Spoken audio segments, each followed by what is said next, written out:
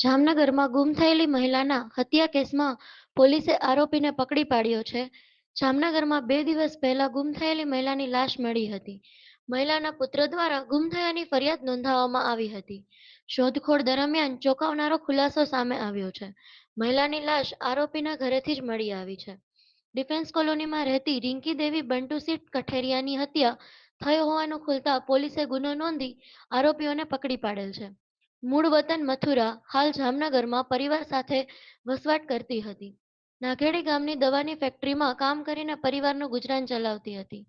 વર્ષ 2021માં પતિનું હાર્ટ એટેકથી અવસાન થતાં મહિલા વિધવા બની હતી.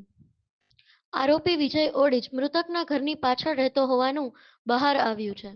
મહિલા અને આરોપી વચ્ચે ઓળખાણ તથા પારિવારિક સંબંધ જેવા સંબંધો હતા. મહિલા આરોપીને રાખડી બાંધતી હોવાનું પણ સામે આવ્યું છે. ગુમ થયાની ફરિયાદ બાદ શોધખોળમાં આરોપી પણ જોડાયો હતો, પરંતુ આખરે મહિલાની લાશ તેના જ ઘરેથી મળી આવતા શંકા ગાઢ બની છે.